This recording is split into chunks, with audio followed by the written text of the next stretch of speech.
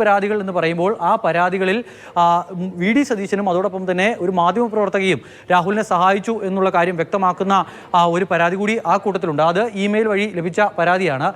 ഈ ലഭിച്ച പരാതികളുടെ ഒരു പ്രശ്നം എന്ന് പറയുന്നത് ആധികാരികമായ ഈ പറയുന്ന ആരോപണത്തിന് ആധികാരികമായ രേഖകൾ ഒന്നും ഈ പരാതിക്കൊപ്പം സമർപ്പിക്കാൻ ഇവർക്ക് കഴിഞ്ഞിട്ടില്ല. സ്ക്രീൻഷോട്ടുകളും ഇതിനോടകം തന്നെ പുറത്തു വന്നിരിക്കുന്ന ചില ശബ്ദ സന്ദേശങ്ങളുമൊക്കെയാണ് ഈ പരാതിക്കൊപ്പം സമർപ്പിച്ചിരിക്കുന്നത്. അതോടൊപ്പം ഈ പരാതികളിൽ രാഹുലിന് അനുകൂലമായ 2 പരാതി കൂടിയുണ്ട്. രാഹുലിനെ കൊടുക്കാൻ ഒരു ശ്രമം നടന്നിട്ടുണ്ട് എന്നുള്ളത് കാണിച്ചാണ് അങ്ങനെ 2 പരാതി ഉണ്ടായിരിക്കുന്നത്.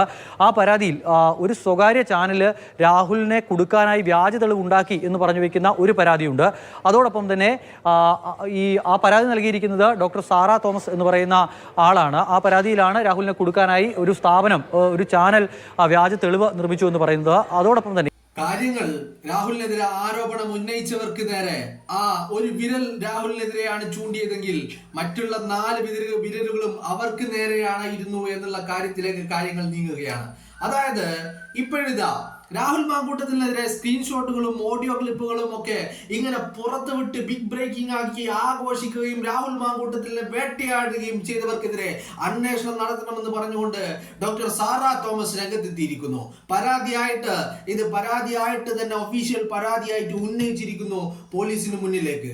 അതായത് ഈ റിപ്പോർട്ടർ ടിവിയിൽ ഓഡിയോയും സ്ക്രീൻഷോട്ടുകളും ബിഗ് ബ്രേക്കിംഗുമായി രാഹുലിനെ വേട്ടയാടാൻ മുന്നിൽ നിന്ന് നയിച്ചുകൊണ്ട് ഇവർ പുറത്തുവിട്ട സകലതും AI നിർമ്മിതമാണ്.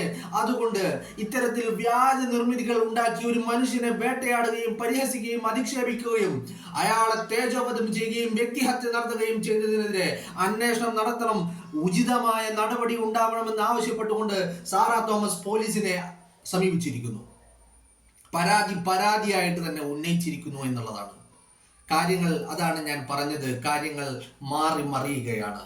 കാരണം പൊതുസമൂഹത്തിലേക്ക് ഒരു മുഖ്യധാരയിൽ പ്രവർത്തിക്കുന്ന ഒരു മാധ്യമം, മുഖ്യധാരയിൽ പ്രവർത്തിക്കുന്ന ഒരു വാർത്താ ചാനൽ, അത് ഒരു മനുഷ്യനെ വേട്ടയാടാൻ വേണ്ടി ഇത്തരത്തിൽ വ്യാജ നിർമ്മിതികൾ ഉണ്ടാക്കിക്കൊണ്ട് AI നിർമ്മിതികൾ ഉണ്ടാക്കിക്കൊണ്ട് അതിലൂടെ ഒരു മനുഷ്യനെ വേട്ടയാടാൻ വേണ്ടി പൊതുസമൂഹത്തിന് തെറ്റായ ഇൻഫർമേഷനുകൾ നൽകി അവരെ കബളിപ്പിക്കുന്ന രീതിയിൽ, പൊതുസമൂഹത്തെ വിഡ്ഢികളാക്കുന്ന രീതിയിൽ, പൊട്ടന്മാരാക്കുന്ന രീതിയിൽ കാണിച്ചു കൂട്ടിയ ഈ ചട്ടത്തിനെതിരെ നടപടി ഉണ്ടാവണമെന്ന് ആവശ്യപ്പെട്ടുകൊണ്ട് സാറ തോമസ് രംഗത്ത് വന്നിരിക്കുന്നു.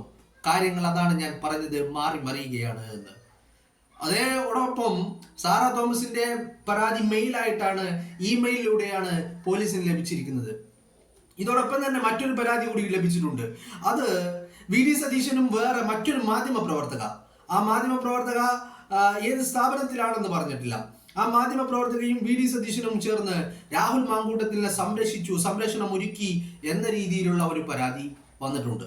അപ്പോ ആ പരാതി ഒരു ക്യാമ്പില്ലാത്ത പരാതിയാണ് എന്നുള്ള രീതിയിൽ അത് അവിടെ മാറ്റി വെച്ചിട്ടുണ്ട്. ബട്ട് പോലീസ് അന്വേഷണം നടത്താൻ തീരുമാനിച്ചിരിക്കുന്നു ഈ സാറ തോമസിന്റെ പരാതിയിൽ. കാരണം പോലീസും ഒരു പ്രതിസന്ധി ഘട്ടത്തിലാണുള്ളത്. കാരണം രാഹുലിനെതിരെ ഇത്തരത്തിൽ ഓഡിയോകൾ വന്നിട്ട് ഈ ഓഡിയോകൾ അല്ലെങ്കിൽ ഈ സ്ക്രീൻഷോട്ടുകൾ, ഈ ഓഡിയോ ക്ലിപ്പുകൾ, ഇതൊന്നും പോലീസ് ഡിപ്പെൻഡ് ചെയ്യുന്നില്ല. അതിന്റെ കാരണം എന്ന് പറഞ്ഞു കഴിഞ്ഞാൽ ഈ ഓഡിയോ ക്ലിപ്പുകളെ ഡിപ്പെൻഡ് ചെയ്ത് കഴിഞ്ഞാൽ അത് പോലീസിനും ബോധ്യമുണ്ട് ഏത് ഈ ഓഡിയോ ക്ലിപ്പുകൾ, ഈ സ്ക്രീൻഷോട്ടുകൾ ഇതെല്ലാം വ്യാജമാണ്, ഇത് AI നിർമ്മിതിയാണ് എന്നുള്ള കാര്യത്തിൽ പോലീസിനും ഒരു തർക്കവുമില്ല. അപ്പോ അത്തരത്തിൽ ആ AI ക്ലിപ്പുകൾ അല്ലെങ്കിൽ വ്യാജമായി ഉണ്ടാക്കിയെടുത്ത അത് എടുത്തു കഴിഞ്ഞാൽ എന്താണ് പ്രശ്നം? അത് കോടതിയിലെത്തിയിട്ട് അത് സ്ഥിരീകരിക്കണമെങ്കിൽ പോലീസിന് അത് ശാസ്ത്രീയമായി അത് തെളിയിക്കേണ്ടിയിരിക്കുന്നു ഇത് രാഹുൽ മാങ്കൂട്ടത്തിൻ്റെതാണെന്ന്. ശാസ്ത്രീയമായി തെളിയിക്കുന്ന അവസരത്തിൽ അത് രാഹുൽ മാങ്കൂട്ടത്തിൻ്റെതല്ല എന്നും തെളിയും. അതോടൊപ്പം തന്നെ അത് രാഹുൽ മാങ്കൂട്ടത്തിൻ്റെതെല്ലാം തെളിയുമ്പോൾ ഇത് ആരുടേതാണ്, ഇത് ആരാണ് ഇത് ഉണ്ടാക്കിയത് എന്ന് കണ്ടുപിടിക്കേണ്ട ഒരു ബാധ്യത പോലീസിന് മേൽ വരും. അങ്ങനെ വരുമ്പോൾ അന്വേഷണ ഉദ്യോഗസ്ഥർ ഇത് എവിടുന്നുണ്ടാക്കി, ആരുണ്ടാക്കി എന്ന് കണ്ടെത്തി കഴിയുമ്പോൾ ഇതിന്റെ പിന്നിലുള്ള ഗൂഢാലോചനകൾ പൊളിയുമെന്നുള്ളതാണ്. അത് തന്നെയാണ് സാറ തോമസും ഇപ്പൊ ചൂണ്ടിക്കാണിക്കുന്നത് പരാതിയിൽ. രാഹുൽ മാങ്കൂട്ടത്തിനെ വേട്ടയാടാൻ വേണ്ടി, അയാളെ ഇല്ലായ്മ ചെയ്യാൻ വേണ്ടി, അയാളെ തേജോവധം ചെയ്യാൻ വേണ്ടി ഇത്തരത്തിലൊരു ഗൂഢാലോചന നടന്നിട്ടുണ്ട്. ആ ഗൂഢാലോചനയുടെ ഭാഗമായി ഇങ്ങനെ മുഖ്യധാരയിൽ പ്രവർത്തിക്കുന്ന റിപ്പോർട്ടർ TV അടക്കം ഇത്തരത്തിൽ നിർമ്മിതികൾ ഉണ്ടാക്കിക്കൊണ്ട് അവർ അത് പ്രചരിപ്പിച്ചുകൊണ്ട് അത് സമൂഹത്തിലേക്ക് പുറത്തു വിട്ടുകൊണ്ട് അത് അത്തരത്തിലൊരു തെറ്റായ ഒരു സന്ദേശം ഒരു രാഹുൽ മാങ്കൂട്ടത്തിൽ എന്ന് പറയുന്ന പൊതുപ്രവർത്തകനെ അവഹേളിക്കുവാനും അയാളെ അധിക്ഷേപിക്കുവാനും മുന്നിൽ നിന്ന് നയിച്ചത് ഇവരാണ്. അതുകൊണ്ട് ഇവർക്കെതിരെ അന്വേഷണം നടത്തണം. ഈ AI നിർമ്മിതികൾ ഉണ്ടാക്കിയതിൽ ഇവരുടെ പങ്കെന്താണ്, ആരൊക്കെയാണ് ഇതിന്റെ പുറകിൽ പ്രവർത്തിച്ചിരിക്കുന്നത്, ഗൂഢാലോചന എവിടെ നിന്ന് തുടങ്ങുന്നു എന്നുള്ള കാര്യങ്ങൾ വിശദമായി അന്വേഷണം നടത്തണം എന്നുള്ള ഒരു വിശദമായ പരാതി തന്നെ സാറ തോമസ് ഇത്തരത്തിൽ പോലീസിന് മുന്നിൽ വെക്കുകയാണ്.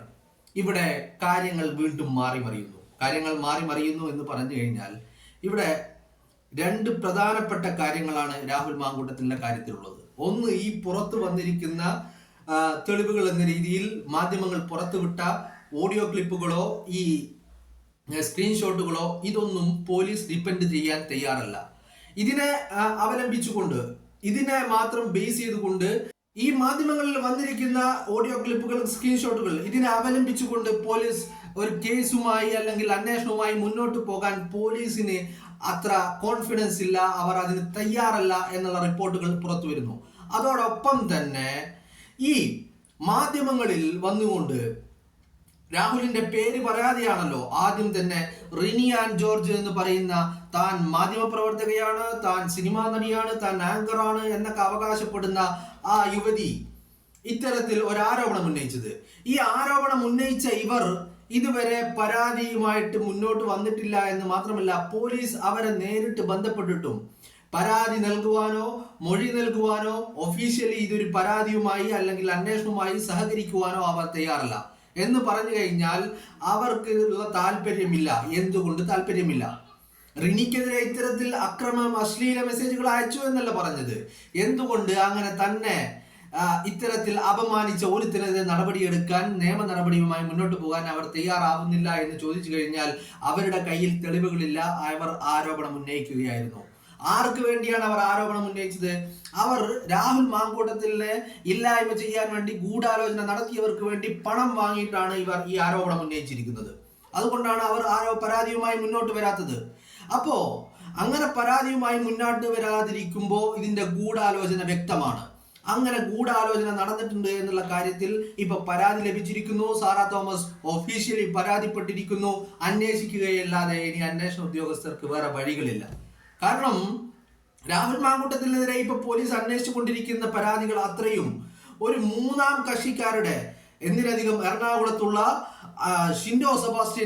അഡ്വക്കേറ്റ് ഷിൻഡോ സെബാസ്റ്റ്യന്റെ പരാതിയിന്മേൽ അടിസ്ഥാനത്തിലാണ്. അപ്പൊ ഇത്തരത്തിലുള്ള പരാതികളുടെ അടിസ്ഥാനത്തിൽ പോലീസ് അന്വേഷണം നടത്തുമ്പോൾ അതേ കേസിൽ സമാനമായ പരാതി രാഹുലിനെതിരെ ഗൂഢാലോചന നടന്നിരിക്കുന്നു, ഈ പുറത്തു വിട്ടിരിക്കുന്നതൊക്കെ AI നിർമ്മിതവും വ്യാജ നിർമ്മിതവുമാണ് എന്ന് പറഞ്ഞ ഒരാൾ പരാതിയുമായി മുന്നോട്ട് വരുമ്പോൾ അതും അന്വേഷിക്കാതിരിക്കാൻ നിർവാഹമില്ല. കൂട്ടത്തിൽ ഇവിടെ പെട്ടുപോകാൻ പോകുന്നത് ഇനി ഇരകളാണ്, അല്ലെങ്കിൽ സാങ്കല്പിക ഇരകളാണ് ഇനി പെടാൻ പോകുന്നത്. കാരണം ഇവർ ഇരകളല്ല, ഇവർ യഥാർത്ഥത്തിൽ ഇരകളല്ല, ഇവർ സാങ്കല്പിക ഇരകൾ മാത്രമാണ്. ഈ സാങ്കല്പിക ഇരകൾ മാത്രമായതുകൊണ്ടാണ് ഇവർ പരാതിയില്ല.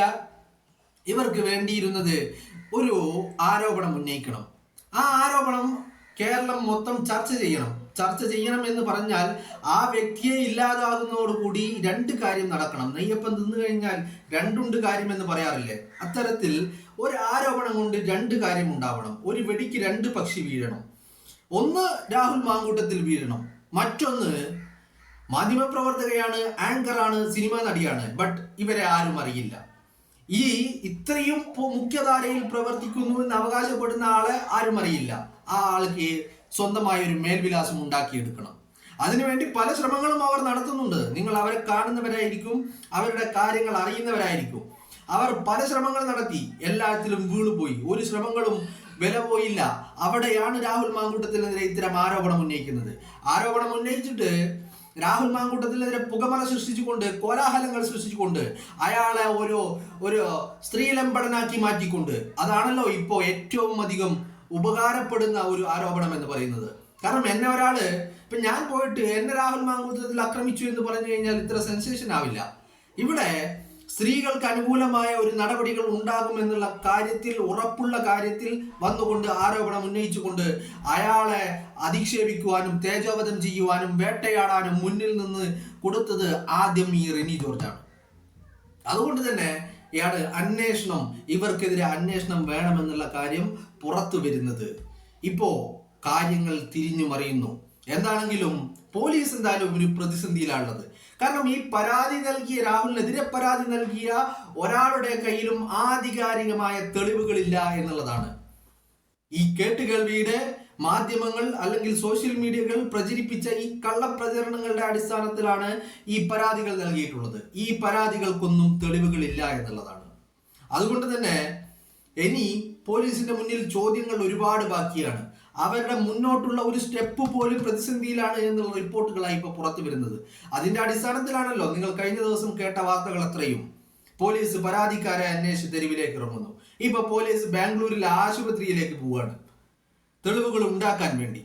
അപ്പോ കാര്യങ്ങൾ രാഹുൽ മാങ്കൂട്ടത്തിന് അനുകൂലമാകുന്ന രീതിയിലേക്ക് കാര്യങ്ങൾ മാറുകയാണ്. അതായത് ഇത്ര ദിവസം ഊഹാപോഹങ്ങളുടെ മേൽ അന്വേഷണം നടത്തിയ പോലീസിന് ഈ കാര്യത്തിൽ ആരോപണങ്ങൾ ഉന്നയിക്കപ്പെട്ട കാര്യങ്ങളിൽ രാഹുലിനെതിരെ നടന്നിരിക്കുന്ന ഗൂഢാലോചന കൂടി അന്വേഷിക്കേണ്ട ഒരു ഗതികേടിലേക്ക് പോലീസ് എത്തുന്നു. അങ്ങനെ വരുമ്പോൾ പോലീസിന് മുകളിൽ നിന്നുള്ള പ്രഷറുകൾ, അവർക്കുള്ള സമ്മർദ്ദങ്ങൾ അതൊക്കെ മാറ്റി വെച്ചുകൊണ്ട് ഇപ്പോൾ പരാതി ലഭിച്ചതിന്റെ അടിസ്ഥാനത്തിൽ അന്വേഷണം നടത്തുകയല്ലാതെ മറ്റൊരു വഴി പോലീസിനില്ല എന്നുള്ളതാണ്.